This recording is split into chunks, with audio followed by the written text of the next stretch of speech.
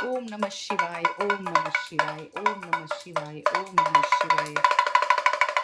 हर हर महादेव। रिमझिम करता हुआ सावन और साथ में भोलेनाथ की भक्ति, माँ गौरा की भक्ति तो सबको प्राप्त हो रही है। सभी सावन के सोमवार के व्रत रख रहे हैं। बहुत सारे लोग पूरे सावन के व्रत रख रहे हैं और जो नहीं रख रहे हैं उनके लिए 2 तारीख को आ गई है शिवरात्रि का पावन पर्व। और ये भोलेनाथ की परम भक्ति का दिन होता है। पूरी रात जागरण करके भगवान भोलेनाथ को जलाभिषेक किया जाता है। हम समर्पित करते हैं उनकी पसंदीदा वस्तुएं, जिसे प्रसन्न होकर भोलेनाथ हम सबको मनचाहा वर देते हैं। भोलेनाथ हम सब पर कृपा करते हैं। भोले बाबा हमारी सारी मनोकामना पूर्ण करते हैं और साल भर जिस हरियाली, जिस बरसात, जिस रिमझिम बौछारों की हम इंतज़ार करते हैं, वही प्यारा सा सावन चल रहा है और उसी में भगवान भोलेनाथ की आराधना का सबसे प्रिय दिन शिवरात्रि आ गया है। यूँ तो शिवरात्रि हर महीने आती है, जिसे मासिक शिवरात्रि कहते हैं, लेकिन सावन मास में पड़ने वाली शिवरात्रि कुछ खास होती है, कुछ विशेष होती है। भगवान भोलेनाथ को जल समर्पित किया जाता है और पंचामृत से स्नान कराया जाता है। उनकी प्रिय वस्तुएं समर्पित की जाती हैं और कांवड़ियाँ जल उठाकर हरिद्वार से बम बम भोले के जयकारे लगाते हुए जब रोड पर चलते हैं तो अपने आप हमारा सर नतमस्तक हो जाता है। उनके सामने हर हर महादेव बम बम भोले के हम जयकारे लगाते हैं और बहुत सेवा कांवड़ियों की जाती है। और आपसे भी जो सेवा बन पड़े ज़रूर कीजिएगा। तो शिवरात्रि पर किस तरह से अपने घर में सरल और आसान तरीके से हम पूजा कर सकते हैं, वही आपके साथ यहाँ पर मैं वीडियो लेकर आई हूँ। किस तरह से आपको पूजा करनी है, तो सारी सामग्री मैंने यहाँ पर रख ली है। देखिए, भगवान की पसंदीदा मैंने सभी पत्ते, पुष्प इत्यादि रख लिए हैं, फल इत्यादि रख लिए हैं। माँ गौरा को समर्पित करने के लिए श्रृंगार समर्पित कर लिया है सुहाग का। ये पूजा से संबंधित सामग्री है जो आरती के समय काम आएगी। और पंचामृत स्नान कराने के लिए भगवान को मैंने पंचामृत रख लिया है। यहाँ पर गंगा जल रख लिया है। गंगा जल की महिमा तो विशेष है और भोले बाबा एक लोटे में अगर हम कुछ बूंदे गंगा जल की डाल करके भोले को अर्पण करते हैं तो उसी से हमारे बम बम भोले महादेव प्रसन्न हो जाते हैं। तो इतने भोले हमारे भोले बाबा और प्रसन्न होकर अपने भक्तों को आशीर्वाद देते हैं। जो भी उनके भक्तों की मनोकामना होती है वो ज़रूर भोले बाबा पूर्ण करते हैं। तो चलिए देखते हैं किस तरह से घर में बहुत ही सरल और आसान तरीके से हम शिवरात्रि की पूजा कर सकते हैं। ये शुरू करते हैं। शिवरात्रि की पूजा हमें कैसे करनी है। हमें पटरे पर सफ़ेद वस्त्र यहाँ पर बिछाना है। भोलेनाथ को सफ़ेद वस्त्र बहुत प्रिय है। अगर आपके पास नहीं है तो फिर आप लाल पीला कपड़ा भी बिछा सकते हैं और सावन चल रहा है तो फिर हरा भी बिछा सकते हैं, गुलाबी भी बिछा सकते हैं, मर्जेंटा भी बिछा सकते हैं, लेकिन सफ़ेद भगवान भोलेनाथ को अत्यंत प्रिय है। तो मैंने यहाँ पर सफ़ेद वस्त्र इस तरह से आपके पास हो तो आप बिछा लीजिए, और नहीं तो और भी जो शुभ कलर होते हैं वो आप बिछा सकते हैं।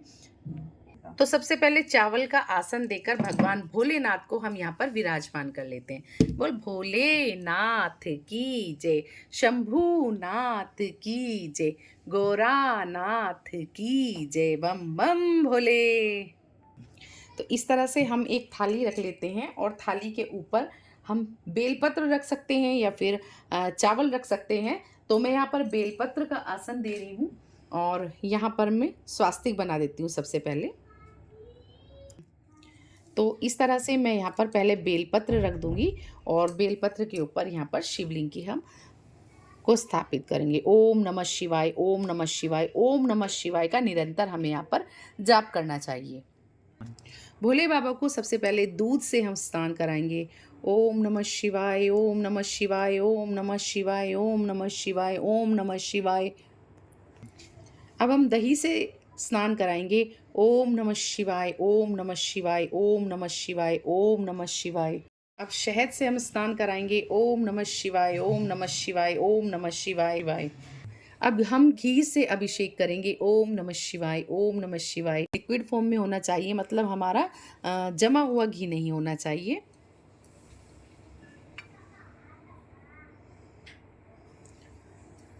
अब हम शक्कर से अभिषेक कराएंगे। ओम नमः शिवाय, ओम नमः शिवाय, ओम नमः शिवाय, ओम नमः शिवाय, ओम नमः शिवाय, ओम नमः शिवाय, ओम नमः शिवाय, ओम नमः शिवाय।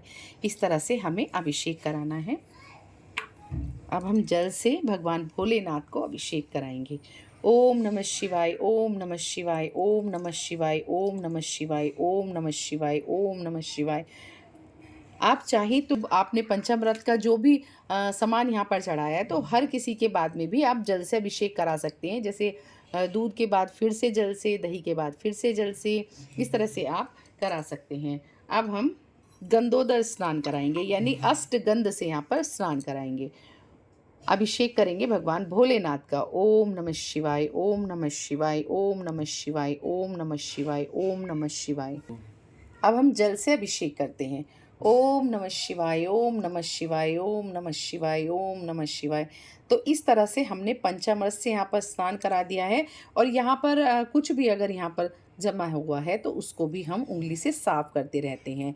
और शिवरात्रि पर मुख्य तौर पर पूरे शिव परिवार की पूजा होती है और इस शिवलिंग में पूरा शिव परिवार विद्यमान होता है। जैसे कि यहाँ पर भगवान गणेश गजानन विद्यमान होते हैं, यहाँ कार्तिकेय जी भगवान विद्यमान होते हैं, यहाँ अशोक सुंदरी मैया विद्यमान होती हैं। और ये जो इस तरह से माता के हाथ कहते हैं, इसको माँ पार्वती के स्थान कहते हैं और भगवान भोलेनाथ यहाँ पर विद्यमान होते हैं। इसी के साथ साथ हमें इस चीज़ का भी ध्यान रखना चाहिए कि जब भी हम शिवलिंग का पूजन कर रहे हैं तो जलाधारी का जो मुख है वो उत्तर दिशा की तरफ होना चाहिए। और अगर आपके पास नंदी है तो उनको भी यहीं विराजमान करना चाहिए, क्योंकि नंदी का मुख हमेशा भगवान भोलेनाथ की तरफ होता है। तो इस तरह से हमने यहाँ पर पंचामृत स्नान भगवान भोलेनाथ को करा दिया है। आप चाहे तो फलों के रस से, जूस से भी स्नान करा सकते हैं, गन्ने के रस से स्नान करा सकते हैं। हर तरह के अभिषेक की अलग अलग प्रकार की मान्यताएं हैं।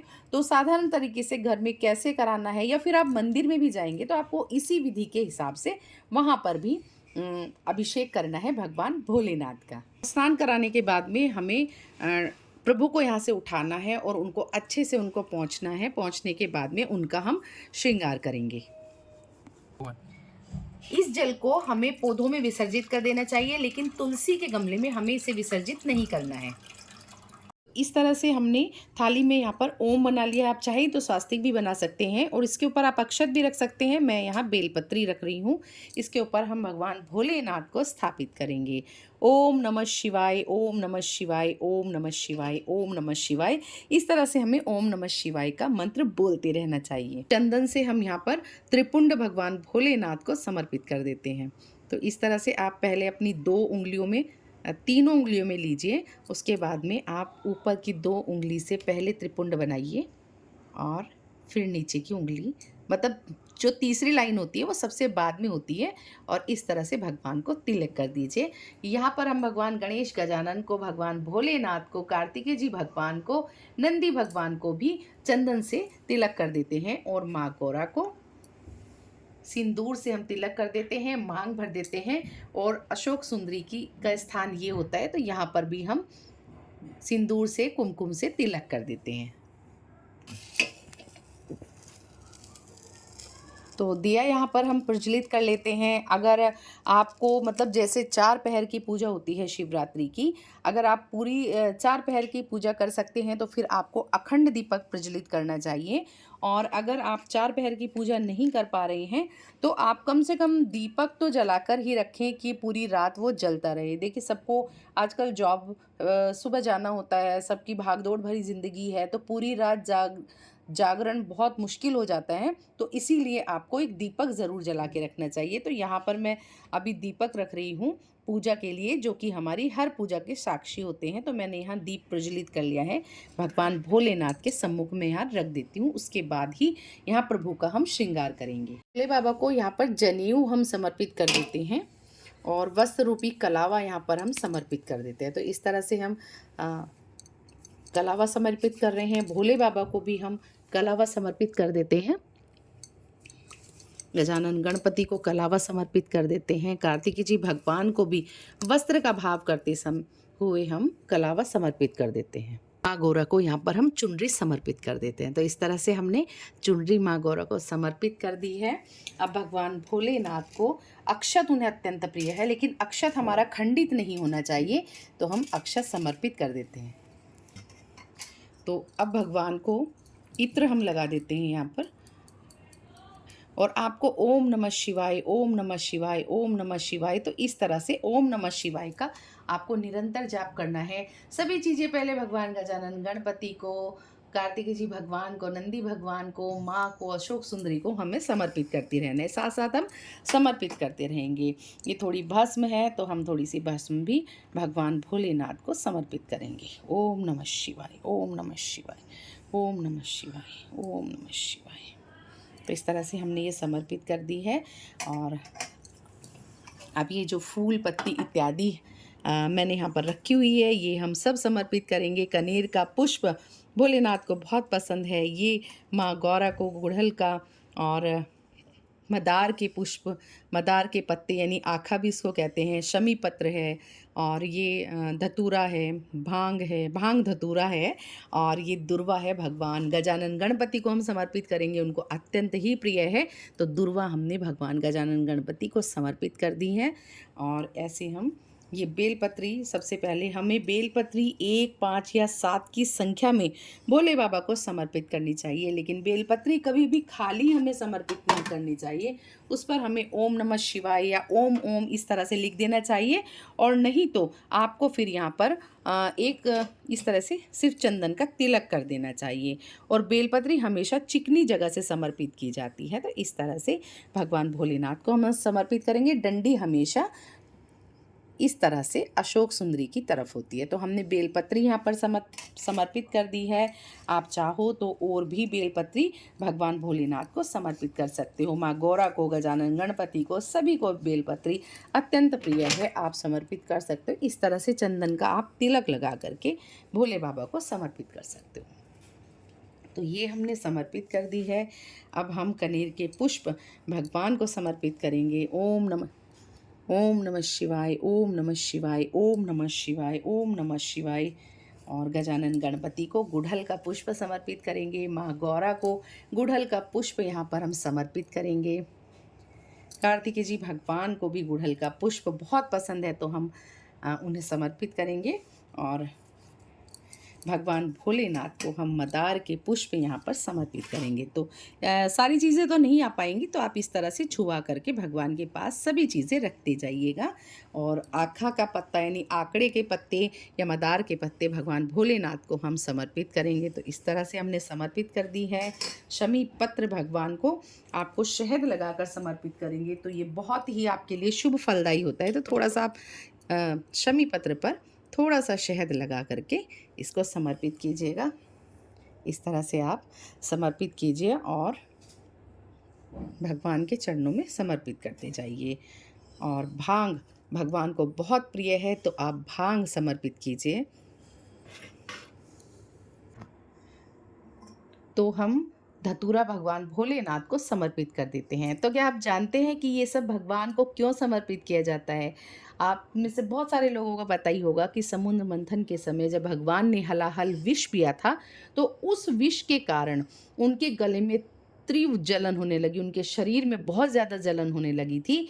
तब माँ गौरा ने सबसे कहा था कि इस तरह से भांग, धतूरा, आकड़ा इत्यादि के जो पत्ते हैं उनका रस भगवान को वो चढ़ाए जाए उनके ऊपर, और भगवान के ऊपर जल से, दूध से, घी, शहद, शक्कर इत्यादि से अभिषेक किया जाए, जिससे उनका जो ताप है वो कम हो जाएगा। तभी से भगवान भोलेनाथ को जल चढ़ाने की परंपरा शुरू हुई है, और ये सब उनको औषधि रूप में भगवान को समर्पित किए जाते हैं। तो इससे भगवान भोलेनाथ अत्यंत ही प्रसन्न होते हैं, क्योंकि उनका जो ताप था वो एकदम से डाउन हो गया था ये सब चढ़ाने के बाद में।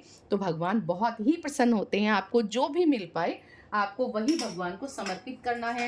मतलब ये नहीं सोचना भाई कई बार नहीं भी चीज़ें मिल पाती हैं, तो जितना जो भी, क्योंकि भोलेनाथ तो बहुत ही ज़्यादा भोले हैं, वो एक लोटा जल में भी खुश हो जाते हैं। तो जितना भी पॉसिबल हो आप एक दिन पहले ही सामग्री मंगा के रख लीजिए। उस दिन भीड़ भी बहुत होती है और फिर उस दिन बहुत जल्दी मिल नहीं पाता है, और ये सब चीज़ें आपको मंदिर के बाहर ही बैठे रहते हैं, उनसे बहुत ही आसानी से आपको मिल जाएँगी। आपको ज़्यादा भाग-दौड़ भी नहीं करनी पड़ेगी, क्योंकि इस समय तो सावन में हर जगह हरियाली है, तो बहुत आसानी से ये सभी चीज़ें मिल जाती हैं। माँ गौरा को हम श्रृंगार समर्पित करते हैं। माँ को श्रृंगार ज़रूर हमें समर्पित करना चाहिए, क्योंकि सुहाग की निशानी होती है। सभी स्त्रियों को माँ अखंड सौभाग्यवती होने का वरदान देती हैं, और जो कुंवारी कन्याएं हैं उनको सुयोग्य वर की प्राप्ति होती है। माँ को सुहाग हमें ज़रूर अर्पण करना चाहिए, और फिर हमें भगवान को मौसमी फल जो भी है आपके पास, वो आपको भगवान को समर्पित करना चाहिए। इस तरह से आप हाथ जोड़कर सभी चीज़ें समर्पित कर दीजिए। इस तरह से आपके पास रुद्राक्ष की माला होती है, वो भी हमें भोलेनाथ को समर्पित करनी चाहिए। अगर आप इससे जाप करते हैं तो विशेष फलदायी होता है। तो इसे पहले भगवान के चरणों में, भोले बाबा के चरणों में समर्पित करना चाहिए। उसके बाद में फिर इसी से हमें जाप करना चाहिए। ओम नमः शिवाय, ओम शिवाय नमस्तुभ्यम, इस तरह से आपको जाप करना चाहिए। तो हम भगवान को पहले से समर्पित कर देते हैं। तो इस तरह से डमरू की हमें ध्वनि करनी है। डमरू की ध्वनि हमें इस तरह से करनी है।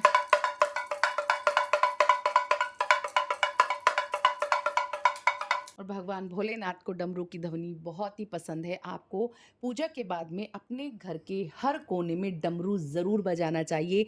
जितनी भी निगेटिविटी होती है आपके घर में, जितनी भी निगेटिव एनर्जी आपको ऐसा लगता है कि हाँ मेरे घर में, तो अपने घर के मुख्य द्वार पर भी आपको इसे बजाना चाहिए। घर के हर कोने में इसको बजाना चाहिए। और मैं तो कहती हूँ, जब भी आप संध्या में पूजा करते हैं तो आपको घंटी भी हर कोने में बजानी चाहिए। बालकनी में आपको राइट लेफ्ट हर जगह बजानी चाहिए, चारों दिशाओं में बजानी चाहिए।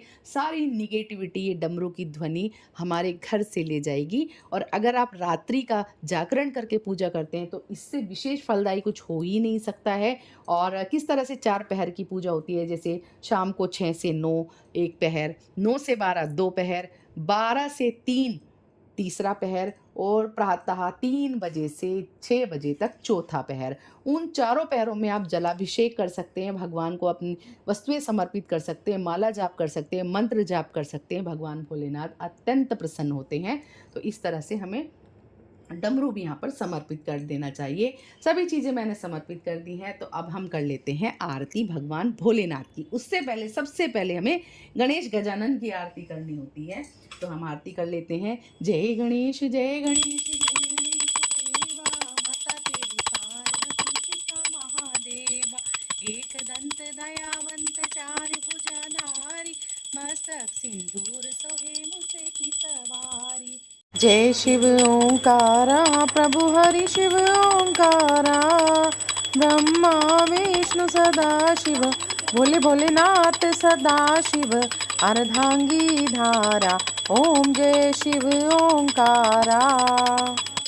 तो इस तरह से मैंने आपको शिवरात्रि की पूजन विधि बता दी है। तो शिवरात्रि पर भी आपको इसी तरह पूजन करना है।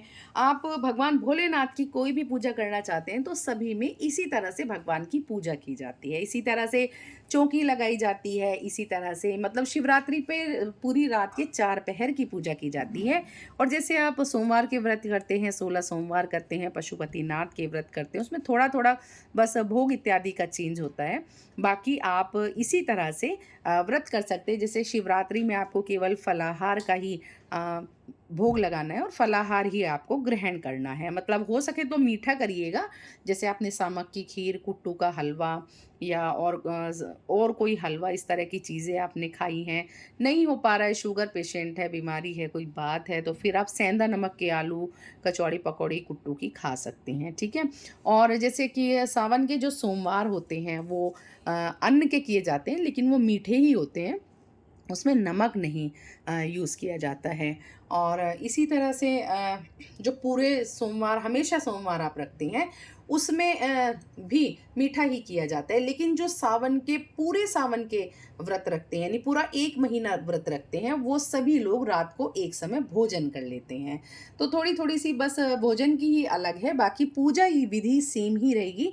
भगवान भोलेनाथ को प्रसन्न करने के लिए आप इसी प्रकार से पूजा अर्चना करेंगे। और आप मंदिर जा रहे हैं तो भी आपको यही सारी सामग्री लेकर जानी है और इसी तरह से आपको पूजा करनी है। शिवलिंग की पूजा का विशेष महत्व होता है। आप मंदिर में पूजा करें तो भी आपको ऐसे ही करनी है, आप घर में पूजा करें तो भी आपको ऐसे ही पूजा करनी है। मैंने आपको बता दिया। और अगर आपके पास शिवलिंग नहीं है तो कोई दिक्कत नहीं है, आप अपने गमले से मिट्टी लेकर के उससे पार्थिव शिवलिंग का निर्माण कर लीजिए और उस पर आपको पूजा करनी है। लेकिन पूजा के बाद में जब आपका दिया शांत हो जाएगा उसके बाद में उसी गमले में उसको विसर्जित कर देना चाहिए। लेकिन आपको तुलसी के गमले में से मिट्टी नहीं लेनी है, ना ही तुलसी के गमले में आपको बनाना है, ठीक है। हो सके तो बेल के वृक्ष में आप बना लीजिए, अगर बहुत ही अच्छा होगा शमी के वृक्ष में बना लीजिए, तुलसी में बिल्कुल नहीं बनाना। बाकी अगर नहीं है तो फिर आप किसी भी गमले में बना लीजिए तुलसी को छोड़ करके। पार्थिव शिवलिंग का निर्माण कैसे करना है, उसकी पूजा अर्चना वंदना कैसे करनी है, किस तरह उसका विसर्जन करना है, सारी चीज़ें मेरे चैनल पर अपलोड हैं। मैं लिंक यहाँ पर डिस्क्रिप्शन में दे दूँगी, आप लिंक के थ्रू जा करके मेरे चैनल में देख सकते हैं। और घर पर आसान तरीके से, सरल तरीके से शिवरात्रि की पूजा हम कैसे करें, ये मैंने आपके साथ वीडियो शेयर कर दिया है। तो पूजा करने के बाद में जब आपकी पूजा हो जाए शिवरात्रि से अगले दिन सुबह आपको इस चौकी का विसर्जन करना होता है। तो विसर्जन से पहले सबसे पहले हमें थोड़ा सा चौकी को हिला देना चाहिए। हिलाने के बाद में आपने जितने भी यहाँ पर फूल पुष्प इत्यादि भगवान को समर्पित किया है उन सबको आप एक जगह इकट्ठा कर लीजिएगा। आप चाहें तो अपने घर के गमले में इसको विसर्जित कर सकते हैं या फिर आप किसी अच्छी जगह पर गड्ढा खोदकर वहाँ भी इसको विसर्जित कर सकते हैं। तो इस तरह से, और ये सब जो है मिट्टी में बहुत आसानी की जल प्रवाह भी कर सकते हैं, क्योंकि मिट्टी में आसानी से ये मिल जाता है, तो फिर इससे कोई दिक्कत नहीं होती है, पर्यावरण को नुकसान नहीं होता है, तो आप आराम से जल प्रवाह कर सकते हैं। इसके बाद में क्या करना है, आपने जो ये कलावा यहाँ पर समर्पित किया है भगवान को, ये कलावा आप अपने घर में रक्षा सूत्र की तरह अपने बच्चों के हाथ में बांध सकते हैं। बहुत पवित्र होता है ये कलावा। ये जनेऊ आप किसी पंडित को दे दीजिए, जो पहनते हैं उनको आप दे सकते हैं। और ये रुद्राक्ष की माला आपको वापस ये अभिमंत्रित हो गई है, रात भर भगवान भोलेनाथ के श्री चरणों में रही है, तो इससे आप मंत्र जाप कर सकते हैं, अपने मंदिर में इसको रख लीजिए। और अक्षत जो भी आपने यूज़ किए, अगर वो इतने हैं कि किसी का एक टाइम का भोजन बन जाए तो आप इसको दान कर सकते हैं, नहीं तो फिर आप इसको चिड़िया को दे सकते हैं। जो भी आपने फल यहाँ पर समर्पित किया है अपने परिवार सहित इसको आप ग्रहण कर सकते हैं, प्रसादी रूप में आप इसको ग्रहण कर सकते हैं, आप बांट भी सकते हैं, पंडित जी को भी दे सकते हैं। जो भी आपने श्रृंगार का सामान यहाँ पर माता को अर्पण किया है, तो ये श्रृंगार का सामान आप स्वयं से यूज़ कर सकते हैं, अपने नियर एंड डियर को, किसी सुहागिन महिला को दे सकते हैं, या फिर आप इसको पंडिताइन को भी दे सकते हैं। भगवान को आप यथास्थान अपने मंदिर में स्थापित कर दीजिए, जहाँ रोज़ की आप पूजा करते हैं वहीं पर भगवान को स्थापित कर दीजिएगा। और ये पटरी इत्यादि जो भी है ये फिर से आप यूज़ कर सकते हैं। लेकिन एक चीज़ का आपको ध्यान रखना चाहिए कि जब भी आप विसर्जन करें तो उस समय एक आखा यानी एक सिंगल चावल का दाना भी ज़मीन पर नहीं गिरना चाहिए। ये सब हमारे पूजा के साक्षी हैं, बहुत पवित्र हैं, अभिमंत्रित हैं, तो इनका विसर्जन भी बहुत ही सुंदर तरीके से होना चाहिए, यानी कि इनका अपमान नहीं होना चाहिए। तो इस तरह से मैंने आपको बता दिया है कि चौकी का विसर्जन कब और कैसे करना है। वीडियो पसंद आई है तो ज़रूर से लाइक कमेंट शेयर कीजिएगा। चैनल में नए हैं तो चैनल को सब्सक्राइब कीजिएगा और सभी शिव भक्तों तक ये वीडियो ज़रूर पहुंचाइएगा। मिलते हैं नई वीडियो के साथ, तब तक के लिए हर हर महादेव, बम बम भोले भोलेनाथ की जय, शंभुनाथ की जय।